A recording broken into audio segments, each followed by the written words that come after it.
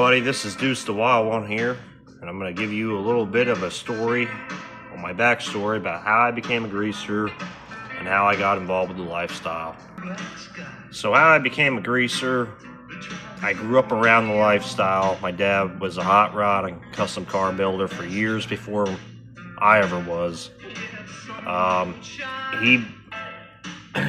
He was building hot rods and stuff, and he met my mother here in Pennsylvania. So he met her, married her, had me. I was born in 2003, and then so I'm 22 years old, and I grew up around the lifestyle because, of course, him and my mother both grew up in car families, so they went to car shows together and stuff like that.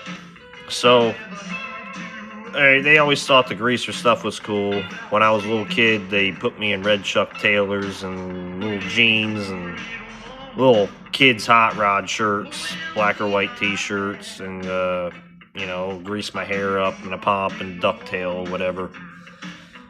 And then one day I was 4 years old, and I saw a picture of Elvis Presley, and I said, "Dad, who is that?" In fact, we were at the antique motorcycle swap meet, and a guy was selling a portrait of Elvis. I think it was the picture of him singing in the microphone back in like the early 60s or late 50s. He was wearing like the gold suit and he had the cool pomp going on. Like, "Dad, who is that?" He goes, "That's Elvis Presley, son." And I said, "Man, he looks cool. I want to do my hair like that." So he goes, "Go ahead, go for it." And I talked to my dad and I talked to my mom about doing the style every day, and they thought it was cool, so I did it. And rest is history. So basically, growing up, after I decided to do this style, I watched movies like Walk the Line, Grease, The Loveless, all kinds of greaser movies or hot rod movies that had guys that were obviously greasers in it. And I wanted to look like them. And the whole time became a greaser when I was a little kid, I was watching these movies and I expanded more and more, getting cooler clothes, getting the real deal stuff. I always did a pompadour, or I did a jelly roll and a ducktail, or I got cool caps like this one, the Harley cap, the biker cap, or, the flat caps or whatever else. So I always did that. And after that, when I can grow facial hair, I did the sideburns. I got to shave the beard off. I got to go back to my pointy sideburns. But I always looked at these movies and want to look more and more like them. The Wild One, I watched all that stuff.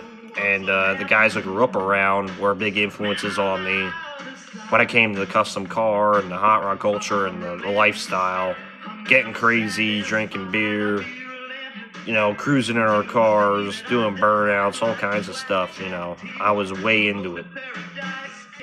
I used to go to these shows. I used to see the rockabilly and the psychobilly bands, and then I freaking, saw the way they looked and the attitude behind it, and just the lifestyle and the rebellious look people gave those guys, and I want to be just like those guys. I want to be just like my dad. I want to be just like the guys I hung around. And I became one of them. I just wanted to have that attitude, that cool. I just thought the greaser style was just so cool. And I saw these guys with big pompadours and cool hair and big sideburns and cool looking clothing and cruising in the coolest cars, and me growing up around that, it was just such an influence, and I wanted to be a part of that. I'm like, that was the cool thing to do. I grew up in a cool family. I grew up in a cool lifestyle.